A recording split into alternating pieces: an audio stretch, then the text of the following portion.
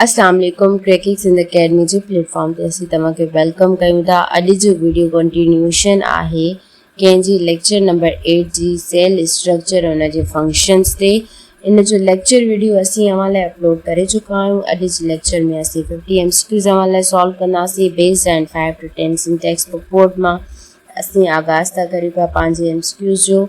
Number 1 MCQ आहे the basic unit of life is cell. Obviously, who discovered the cell? Robert Hooke. Very important MCQ त मां तव्हांजे लाइ solve बि कयो आहे, जेको असां अॻिले लेक्चर में जेको मूं अपलोड करे चुकी आहियां। तव्हां न ॾिठो त पहिरियां उहो ॾिसो, हुन खां पोइ सॉल्व कयो। त रॉबर्ट हुक जेको आहे सो डिस्कवर कयो हुयो कंहिंखे सेल खे। विच ऑर्गेनिज़म हैज़ वन सेल? अमोबिया ऐं बैक्टीरिया।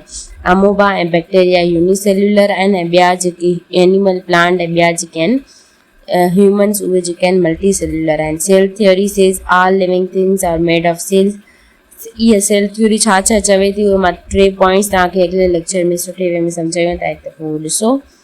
उन खां पोइ हिते मूं तव्हांजे लाइ विजुअल रिप्रेज़ेंटेशन रखी आहे, त तव्हां हिते हिकु दफ़ो शयूं रिपीट कयो कि न्यूक्लियस थींदो आहे सेल में, न्यूक्लियस थींदो आहे सेल मेम्ब्रेन थींदी आहे, माइटोकॉन्ड्रिया थींदो आहे, साइटोप्लाज़म थींदो आहे। सेल जेके मेडअप था करनि पिया ह्यूमन बॉडी मिलियंस जी फॉर्म में, मिलियन नंबर जा सेल्स मिली करे ह्यूमन बॉडी ठाहिनि था पिया। कीअं? पहिरियां सेल हूंदो आहे, सेल्स मिली करे टिश्यू ठाहींदा आहिनि, टिश्यू मिली करे ऑर्गन ठाहींदो आहे, ऑर्गन मिली करे ऑर्गन सिस्टम ठाहींदा आहिनि, ऑर्गन सिस्टम मिली करे ऑर्गेनिज़म ठाहींदो आहे। त ईअं जेको आहे सो नंढो में नंढो यूनिट कहिड़ा आहे सेल आहे, वॾो में वॾो यूनिट कहिड़ा आहे ऑर्गेनिज़म आहे लिविंग थिंग्स जो। सही आहे। All cells come from other cells. ये सेल थियरी जो 3 पॉइंट आहे, कीअं आहे उहो मां लेक्चर में अपलोड करे चुकी आहियां, तव्हां हिकु दफ़ो उहो ॾिसो। त जेका सॼा सेल्स आहिनि उहे कंहिंमां था अचनि पिया, उहे ॿियनि सेल्स मां अचनि था। हिते साॻियो ई कॉन्सेप्ट आहे कि पहले मुर्गी आई थी या अंडा आया था। सही आहे, थियरी बि आहे, बट उन ते असां नथा वञूं, तव्हां लेक्चर ॾिसो हुनजे लाइ। Fluid inside the cell is cytoplasm. जेको सेल जे अंदरि फ्लूइड थींदो आहे हुनखे असां साइटोप्लाज़म चवंदा आहियूं। जेली लाइक मैटर हूंदा। ब्रेन ऑफ सेल्स कहिड़ा? न्यूक्लियस आहे। जीअं बॉडी में ब्रेन जो कंट्रोल सेंटर आहे, ईअं न्यूक्लियस छा आहे? सेल जो ब्रेन आहे। त हिते मूं तव्हांजे लाइ हिकिड़ी फिगर रखी आहे। सेल्स असां कंहिंजे थ्रू ॾिसंदा आहियूं? माइक्रोस्कोप जे थ्रू ॾिसंदा आहियूं। हीअ माइक्रोस्कोप आहे। उन खां पोइ हीअ यूनिसेल्युलर आहिनि 1 सेल वारा। उन खां पोइ मल्टी सेल्युलर आहिनि 3-4 सेल्स वारा। उन खां पोइ हीअ प्रोकैरियोटिक आहिनि जंहिंमें DNA हीअं फ्लूट कंदो रहंदो आहे, जेको आहे हुन में ट्रू न्यूक्लियस न हूंदो आहे। हीअ यूकैरियोटिक आहे, हीअ ट्रू सेल आहे जंहिंमें न्यूक्लियस हूंदो आहे ऐं ॿिया सॼा ऑर्गेनल्स ट्रू फॉर्म में हूंदा आहिनि। उन खां पोइ विच पार्ट कंट्रोल थो करे पियो? वॉट एंटर्स और लीव सेल मेम्ब्रेन। कीअं? उहो मां लेक्चर में ॿुधायो आहे तव्हांखे। सेल मेम्ब्रेन जेका आहे मेन फंक्शन परफॉर्म कंदी आहे कि छा सेल में एंटर करणु खपे ऐं छा सेल मां निकिरणु खपे, या हुनजी इंफॉर्मेशन रखंदी आहे कि छा निकिरे थो या छा अचे थो पियो। विच सेल पार्ट प्रोड्यूस कंदो आहे energy? Mitochondria power house of cell आहे। ॾिसो हिते अहिड़ा लफ़्ज़ बि इस्तेमालु करे हिन क़िस्म जे ते हिन जेको MCQs ठाहे सघनि था पिया। माइटोकॉन्ड्रिया ते MCQ ईंदो रहंदो आहे। अगरि तव्हां साइंस जे बैकग्राउंड खां तव्हांखे ख़बर हूंदी कि माइटोकॉन्ड्रिया जेको आहे सो केॾो इम्पॉर्टेंट आहे। इन ते कीअं सेल जो सेल सां रिलेटेड MCQs ईंदा रहंदा आहिनि। जॾहिं बि सेल जो टॉपिक ईंदो आहे त हुन में माइटोकॉन्ड्रिया जो ज़िक्र लाज़मी थींदो आहे। ऑब्वियसली सभु जेको साइंस बैकग्राउंड खां आयो, बट जेके माना हिन फील्ड में रहिया आहिनि, जेके टेस्ट वग़ैरह या जेके ॿियूं शयूं ॾिनियूं आहिनि, त उनखे हिन शइ जी लाज़मी ख़बर हूंदी। उन खां पोइ हिते एनिमल सेल ऐं प्लांट सेल जे विच में डिफरेंस मूं तव्हांजे लाइ रखियो आहे। हीअ सभु जेके आहिनि हिन में बि थींदा आहिनि, पर जेको मेन जेको डिफरेंट आहे एनिमल ऐं प्लांट सेल जे विच में, तव्हां हिकु दफ़ो पॉज़ करे ॾिसो। उहो हीअ आहे सेल वॉल जो, क्लोरोप्लास्ट जो, सेंट्रल वैक्यूल जो, साइटोप्लाज़म ऐं सेंट्रल वैक्यूल। त हीअ सभु छा आहिनि? इहो मां लेक्चर में इलाही सुठे वे में डिफाइन करे चुकी आहियां, तव्हांजे लाइ हिकु हिकु फंक्शन डिफाइन करे चुकी आहियां। तव्हां लेक्चर ॾिसो लाज़मी ऐं पॉज़ करे हिन फिगर खे बि ॾिसो त सेल में छा छा थींदो आहे। कॾहिं कॾहिं इहो पुछो वेंदो आहे कि सेल में छा न आहे थींदो। हे सभु ऑप्शन ॾेई करे हिकिड़ो ग़लति ऑप्शन ॾिनो वेंदो आहे। पोइ पुछो वेंदो आहे कि सेल में छा न आहे थींदो, त जॾहिं हिननि खे पढ़ियलु हूंदो ॿारनि खे, त पोइ उन ऑप्शन खे टिक कंदो। नेक्स्ट आहे विच पार्ट स्टोर थो करे पियो? वेस्ट इन द सेल में वैक्यूल। वैक्यूल जेको आहे सो स्टोर कंदो आहे फूड ऐं जेको आहे सो वेस्ट मैटर खे। फोटोसिंथेसिस छा में थींदी आहे? क्लोरोप्लास्ट में थींदी आहे। Very important MCQ, very important MCQ ईंदो रहंदो आहे। ऐं पोइ सेल वॉल प्रेजेंट हूंदी आहे प्लांट सेल में। जेका ट्रू सेल वॉल आहे उहा प्रेजेंट हूंदी आहे प्लांट सेल में। Very important. ठीकु आहे, त हीअ जेको आहे सो मां फिगर बि ॾिनी आहे। जेको सेल जी थियरी आहे न कि जेको आहे सो प्री एग्ज़िस्टिंग सेल मां जेको नयो सेल कीअं ठहंदो आहे, उहो कॉन्सेप्ट के मुर्गी आई या अंडा आया वारो। सो ही आहे त पहिरियों कोई सेल हुयो, उन मां जेको आहे सो ॿियो जेको नओं सेल ठहियो। जीअं मूं तव्हांखे ॿुधायो कि हिकु सेल डिवाइड थी वेंदो आहे, ॿिनि सेल्स में ॿियो सेल्स डिवाइड थी वेंदा आहिनि 4 सेल्स में, त उहो साॻियो ई कॉन्सेप्ट आहे। हीउ जेको सेल थियरी जो MCQ आहे उन मां निकितल आहे। Shape of animal cell is, animal cell जी शेप कीअं थींदी आहे, उहा राउंड थींदी आहे, उहो कीअं उहो मां लेक्चर में ॿुधायो आहे। ऐं प्लांट सेल जी शेप कीअं थींदी आहे, उहा रेक्टेंगुलर थींदी आहे, उहो छाजे करे, सेल वॉल जे करे ऐं वैक्यूल्स वग़ैरह, उहो बि मां लेक्चर में ॿुधाए चुकी आहियां। Jelly like fluid in the cell में साइटोप्लाज़म आहे। अच्छा, लेक्चर में मां इम्पोर्टेंट हर हिकु कॉन्सेप्ट जेको आहे न तव्हांखे कवर कराए चुकी आहियां, जेको बि टेस्ट सां रिलेटेड इम्पोर्टेंट आहे, ठीकु आहे। एक्स्ट्रा इलाही थियरीज़ हूंदियूं आहिनि, इलाही शयूं आहिनि, इलाही बायोलॉजी वास्ट जेको आहे सब्जेक्ट आहे, इलाही इंट्रस्टिंग आहे।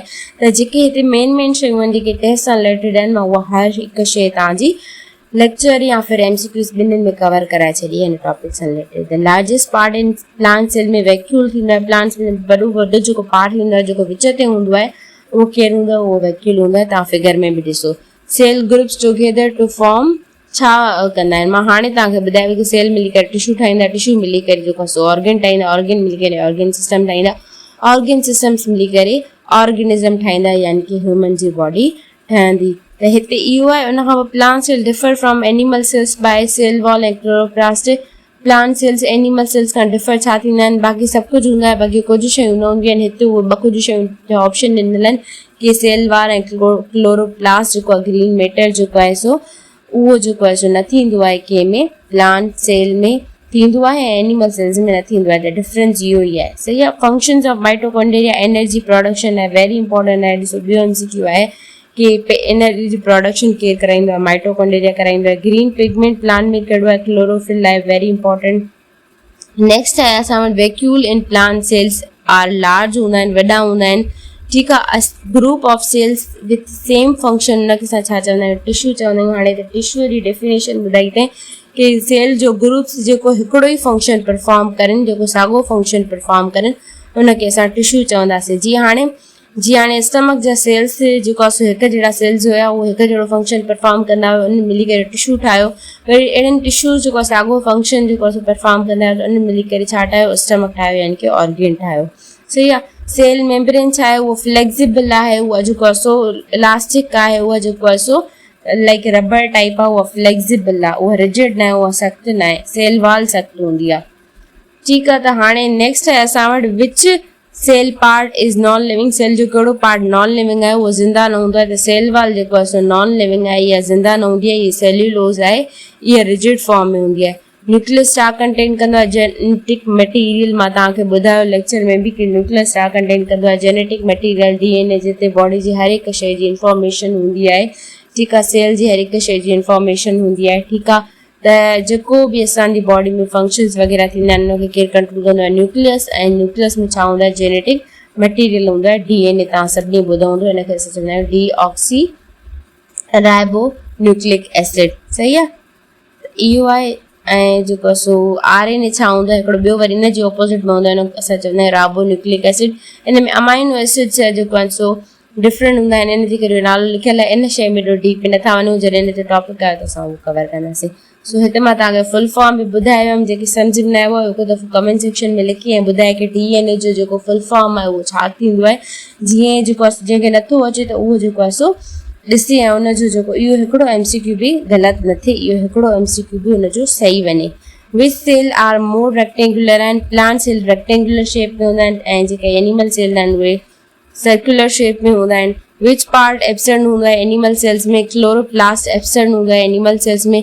Plant cells are able to make their own food. Plant cell जो जेको आहे न फंक्शन हूंदो आहे, उनमें क्लोरोप्लास्ट हूंदो आहे जेको छा कंदो आहे, उहो पंहिंजो फूड पाण तयारु कंदो आहे, ठीकु आहे। Organelle for digestion inside cell छा आहे, लाइसोसोम्स आहे। मां तव्हांखे लेक्चर में ॿुधायो कि जीअं असांजी बॉडी में डाइजेस्टिव सिस्टम हूंदो आहे, ईअं सेल में छा हूंदो आहे, लाइसोसोम्स हूंदा आहिनि, जिते डाइजेस्टिव एंजाइम्स हूंदा आहिनि, जेके फूड खे डाइजेस्ट करण में हेल्प कंदा आहिनि। प्लांट सेल्स खे छा हूंदा आहिनि, उनखे वैक्यूल जी स्पेस हूंदी आहे। उहो तव्हां फिगर में बि ॾिसो कि प्लांट सेल में वॾो हिकिड़ो वैक्यूल ठहियलु आहे, त उहो जेको आहे सो उनजी स्पेस हूंदी आहे प्लांट सेल में। उन खां पोइ जेको आहे बैक्टीरिया छा आहिनि, बैक्टीरिया यूनिसेल्युलर आहिनि। कीअं यूनिसेल्युलर, मल्टीसेल्युलर, प्रोकैरियोटिक, यूकैरियोटिक, इन जे विच में डिफरेंस मां तव्हांखे लेक्चर में ॾेई वई आहियां। तव्हां हिकु दफ़ो लाज़मी ॾिसजो, ॿार हिन शइ में कंफ्यूज़ थी वेंदा आहिनि। ह्यूमन बींग्स आहिनि उहे मल्टी सेल्युलर आहिनि, सही आहे। इहो इन लाइ चवांव थी की तव्हां हिकु दफ़ो लेक्चर ॾिसजो कि यूनिसेल्युलर ऐं मल्टी सेल्युलर जे विच में तव्हांखे डिफरेंस ख़बर हुजे ऐं प्रोकैरियोटिक ऐं यूकैरियोटिक जे विच में डिफरेंस ख़बर हुजे। सही आहे। सेल्स वर फर्स्ट सीन अंडर माइक्रोस्कोप। जीअं मूं तव्हांजे लाइ हिते विजुअल रिप्रेज़ेंटेशन बि एड कई आहे, त उहो जेको इंस्ट्रूमेंट थींदो आहे, उहो जेको औज़ार थींदा आहे जंहिं थ्रू सेल्स ॾिठा वेंदा हुया या जंहिंजे थ्रू फर्स्ट टाइम सेल ॾिठो वियो हुयो, कंहिं ॾिठो हुयो, रॉबर्ट हुक, कंहिंजे through microscope J through. Genetic instructions are in nucleus में थींदियूं आहिनि, DNA में थींदियूं आहिनि। जेनेटिक मटीरियल चाहे जिते सॼी इंफॉर्मेशन इनक्लोज़ हूंदी आहे, जिते सॼी इंफॉर्मेशन रखियल हूंदी आहे, उहो उनखे असां जेनेटिक मटीरियल चवंदा आहियूं। जेनेटिक इंस्ट्रक्शन चवंदा आहियूं, उहो कंहिं में हूंदी आहे, उहो DNA में हूंदी आहे। ठीकु आहे। उहो किथे हूंदो आहे, उहो न्यूक्लियस में हूंदो आहे। Organs are made of tissue जा ठहियल हूंदा आहिनि। मां तव्हांखे जीअं हिकिड़ी ॿ दफ़ा ॿुधाया वई आहियां कि कीअं ठहियल हूंदा आहिनि। प्लांट सेल्स आहिनि, उहे उनखे सेल वॉल थींदी आहे obviously. Energy for cell comes from mitochondria मां। माइटोकॉन्ड्रिया में सेलुलर रिस्पायरेशन थींदी आहे, जिते ग्लूकोज ऑक्सीजन खे ब्रेकडाउन, ग्लूकोज ऑक्सीजन जी प्रेजेंस में ब्रेकडाउन थींदो आहे ऐं जेको आहे सो छा प्रोड्यूस कंदो आहे, कार्बन डाइऑक्साइड प्रोड्यूस कंदो आहे, वाटर प्रोड्यूस कंदो आहे ऐं छा प्रोड्यूस कंदो आहे, एनर्जी प्रोड्यूस कंदो आहे। त एनर्जी सेल में केरु प्रोड्यूस कंदो आहे, माइटोकॉन्ड्रिया प्रोड्यूस कंदो आहे। सेलुलर रिस्पायरेशन किथे थींदी आहे, माइटोकॉन्ड्रिया में थींदी आहे। Power house of the cell कंहिंखे चइबो आहे, माइटोकॉन्ड्रिया खे चइबो आहे। Which part is called power house, जीअं मूं हाणे ॿुधायवसि, mitochondria. Which is not in animal cells में सेल वॉल प्लांट सेल में थींदी आहे, एनिमल सेल में न थींदी आहे। Which help in food making में क्लोरोप्लास्ट में जेको आहे सो फूड ठहंदो आहे। ग्रीनिश जेको मैटर आहे, जिते जेको आहे सो फूड ठहंदो आहे। Cells in blood include RBCs and WBCs। मां तव्हांखे सेलुलर सर्कुलेटरी सिस्टम में ॿुधाया वई आहियां कि कहिड़ा कहिड़ा सेल्स थींदा आहिनि, RBCs थींदा आहिनि, WBCs थींदा आहिनि, प्लेटलेट्स थींदा आहिनि। ठीकु आहे। उहो किथे हूंदा आहिनि, उहो प्लाज़्मा में हूंदा आहिनि। त इहो मां तव्हांखे ॿुधाए वई आहियां। विच स्ट्रक्चर साउंड प्लांट की कहिड़ी स्ट्रक्चर साउंड कंदी आहे, सेल वॉल सराउंड कंदी आहे। उहा छाजी ठहियल हूंदी आहे, उहा सेल्यूलोज जी ठहियल हूंदी आहे। सेल्यूलोज जेको आहे सो माना ईअं सम्झो कि उहो बि ग्लूकोज जो जेको आहे सो वॾो फॉर्म आहे। माना हाणे एॾो डीप में नथा वञूं कि छा हुन में डिफरेंस हूंदो आहे, बसि ईअं सम्झो ग्लूकोज जो माना हिकिड़ो वॉल हूंदो आहे। सी आहे, इहो नॉन लिविंग आहे सेल वॉल। ठीकु आहे। सेल वॉल जेको आहे सो सेल खे रेक्टेंगुलर शेप ॾींदी आहे ऐं सेल वॉल छा हूंदी आहे, रिजिड हूंदी आहे। नेक्स्ट आहे सेल वॉल छाजी ठहियल आहे, सेल्यूलोज जी। जीअं मां तव्हांखे पहिरियां ॿुधाए वई हुयसि, हिते उहो MCQ बि अची वियो कि सेल वॉल छाजी ठहियल आहे, सेल्यूलोज जी ठहियल आहे। जीअं ॾिसो, इंसान जी बॉडी में न जेको फूड स्टोर थींदो आहे न, उहो ग्लाइकोजन जी फॉर्म में स्टोर थींदो आहे। जेको ग्लूकोज स्टोर थींदो आहे न, उहो कंहिंजी फॉर्म में स्टोर थींदो आहे, ग्लाइकोजन जी फॉर्म में स्टोर थींदो आहे। ईअं ई जेको माना प्लांट आहे न, उन में जेको ग्लूकोज स्टोर थींदो आहे न, उहो सेल्यूलोज जी फॉर्म में स्टोर थींदो आहे। सही आहे। बसि तव्हां हिते सिंपल इहो एग्ज़ाम्पल वठो, स्टार्च जी फॉर्म में जेको आहे सो स्टोर थींदो आहे। सेल्यूलोज जानवरनि में फाइबर्स वग़ैरह मिलंदा आहिनि ऐं जेको आहे सो हिकिड़ो माना बॉल टाइप स्ट्रक्चर ठहंदी आहे। सो बसि तव्हां सिंपली इहो कॉन्सेप्ट पको कि हे जेको आहे सो सिंपल जेको यूनिट आहे उहो ग्लूकोज ई आहे। ठीकु आहे। त एॾो डीप में मां नथी वञा। बाक़ी जेको आहे स्टार्च इंपॉर्टेंट अथव। ठीकु आहे। इहो बि तव्हां यादि रखिजो, सेल्युलर नॉन लिविंग जो सो मैटर आहे। सही आहे। Muscle cells help in movement में असां कल्ह वारे लेक्चर में पढ़ी आया आहियूं। Which is found in all cell में छा थींदो आहे, साइटोप्लाज़म सभिनी सेल्स में हूंदो आहे, वेदर उहे बैक्टीरिया जे सेल हुजनि, एनिमल हुजे, प्लांट हुजे, कुझु बि हुजे। रेड ब्लड सेल्स छा कैरी कंदा आहिनि, ऑक्सीजन कैरी कंदा आहिनि। मां सर्कुलेटरी सिस्टम इलाही सुठो इहो कॉन्सेप्ट सम्झायो। तव्हां हिकु दफ़ो लेक्चर लास्ट में ॾिसो। इहो कॉन्सेप्ट वेरी इंपॉर्टेंट अथव कि रेड ब्लड सेल्स में ऑक्सीजन खे केरु कैरी कंदो आहे, हेमोग्लोबिन प्रोटीन हूंदी आहे जेका कैरी कंदी आहे ऑक्सीजन खे through out the body. White blood cells छा कंदा आहिनि, उहे फाइट कंदा आहिनि, डिज़ीज़ फाइट कंदा आहिनि। ठीकु आहे। कुझु बि इंफेक्शन वग़ैरह थींदो आहे, काई बि डिज़ीज़ खास थींदी आहे, फाइट केरु कंदा आहिनि, उहे वाइट ब्लड सेल्स कंदा आहिनि। Plant cells have this green organelle, असां हुनखे छा चवंदा आहिनि, क्लोरोप्लास्ट, जेको फूड ठाहींदो आहे, जिते फूड ठहंदो आहे, कंहिंजी प्रेजेंस में कार्बन डाइऑक्साइड, सनलाइट, वाटर जी जेको आहे प्रेजेंस में कुझु मिनरल्स बि हूंदा आहिनि। त नेक्स्ट आहे असां वटि ऑल लिविंग सेल्स नीड छा, एनर्जी जी ज़रूरत हूंदी आहे। ज़ाहिर आहे सेल खे पंहिंजो फंक्शन्स परफॉर्म करणु, उनखे मूवमेंट करणी आहे, उनखे DNA जो मैसेज पहुचाइणो आहे, माइटोकॉन्ड्रिया खे एनर्जी ठाहिणी आहे, फूड ठाहिणो आहे क्लोरोप्लास्ट खे, ऐं जेको आहे सो वैक्यूल में एनर्जी स्टोर थियणी आहे। जेको आहे सनलाइट जी प्रेजेंस में स्मूथ एंडोप्लाज़्म रेटिकुलम जेको आहे सो विटामिन D ठाहींदो। ॿिया जेके साइटोप्लाज़्म खे मूव करिणो आहे, इवन न्यूक्लियोलस खे मूव करिणो आहे। त इहे सॼा सेल्स जेको आहे सो इन जेके फंक्शन आहिनि ऑब्वियसली एनर्जी जी प्रेजेंस में परफॉर्म थींदा। अगरि एनर्जी न हूंदी त कोई बि फंक्शन परफॉर्म न थींदो।